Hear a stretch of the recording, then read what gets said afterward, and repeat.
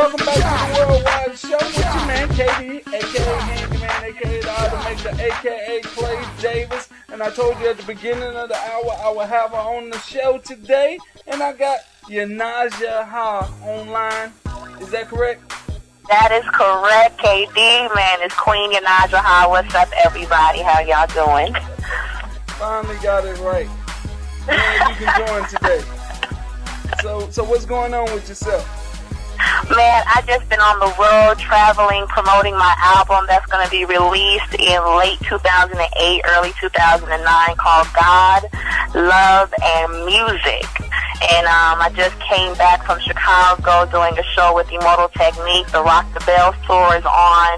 I went out there for the launch of that. I did an after party with Redman and Method Man.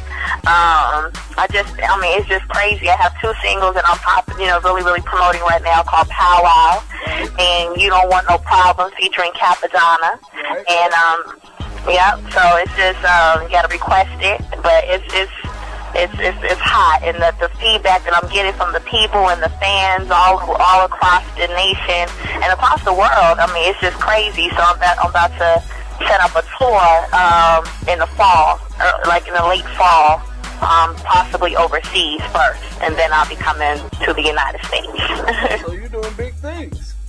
Yes.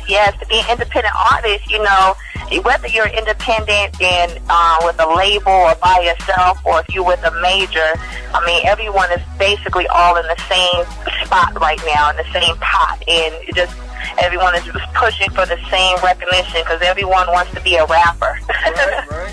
So it's harder, but it's easier for me a little bit because I'm a female, and the feedback I get is that I'm not just any female rap artist. I have versatility, and I'm basically a lot of females could be able to relate with what I'm talking about because I am them and they are me, and I'm not talking about things that they can't relate to. I'm a single mother.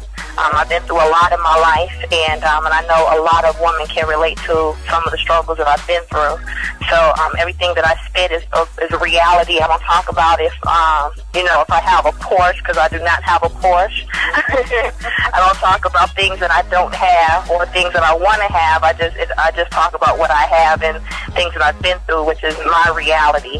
And I think that right now, especially with female rappers, everyone is wanting and yearning for that realism, that real female MC that everyone could relate to. Everyone's like saying, I miss Lauryn Hill, I miss Queen Latifah. Well, I'm the next era, the next phase of those people.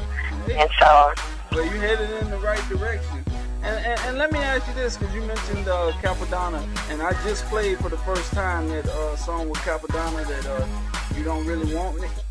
Yeah. That was my first time playing that on my shows anyway. I've been playing the Powwow, and people been going crazy about that. But I want to ask you about hooking up with Capadonna. How did you make that happen?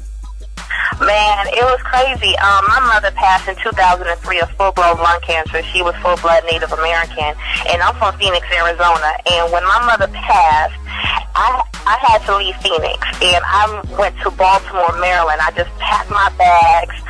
At the time, when I was in an abusive relationship. The guy did a 360 on me right when my mother passed, and I was like, I had to get out. So I left, and I just drove 36 hours to Baltimore. And when I got there, I met this producer by the name of Star Spangled. And Star Spangled at the time was working with Capadonna, and he was telling him I was adopted by Minister Louis Farrakhan. Who was my grandfather. And so Star Spangled was telling Capadonna, you know what, I know Minister Farrakhan's granddaughter, because Capadonna was doing an album called The Transition, and he wanted to have Farrakhan on his album. So he gave me a call, and I spoke to Capadonna, and he was saying to me, he said, I heard some of your music. I got to have you on 7 songs on my album. And I was just like, wow, this is a pioneer in Wu-Tang. I grew up listening to Wu-Tang Clan. It was just an honor for someone that was as a legendary as Capadonna. And so when we linked up, I'm on we did complete 7 songs. Matter of fact, we completed a whole bunch of songs. But I'm on his album called The Transition. It was independently released, and I've been on the road with Cap and other members of the Wu-Tang Clan. And it was just basically, I mean, it was crazy to their fan base. Man, let me tell you, KD, their fan base is so loyal. Yes. They're like the Grateful Dead of hip hop. I swear. I mean, so and it was because at the time, I mean, the fans would be like, Queen, Queen, you know, and I would come out and I would perform with Cap, and you know, and it was just phenomenal. And I think that's where I got a lot of my fans from Capadonna and the Wu-Tang Clan. You know, that whole fan base. You know, that whole movement that they have, and they're such loyal and wonderful fans, and they hit me up all the time. And I didn't know how they was gonna take Powwow, because Powwow is such a dance commercial song that I did, and they love it. They love it. It reminds them of King Just, that Warriors drum, you know. So they love it. It's so funny. I did a show with Raekwon at BB King's. It was Raekwon and Capadonna in June, and the whole crowd was all like, hey y'all, hey y'all, hey y'all, ho, let me take you to a powwow, let's go. Like everyone was just doing it, you know. Like the most hardcore hip hop fans you would see was just like, hey y'all, hey y'all, hey y'all, ho, you know. So it was great. It was really, really, really great. And Capadonna's a great person, and we had a lot of fun doing all the songs. On this album, I have him about 3 songs. I have him doing reggae. No one would think. Some people have heard it. They're thinking that it's you know, Sizzla or someone, but it's Capadonna doing reggae on my album, and so it's called Your Hood, and so he's a great person to work with, and I learned a lot from him.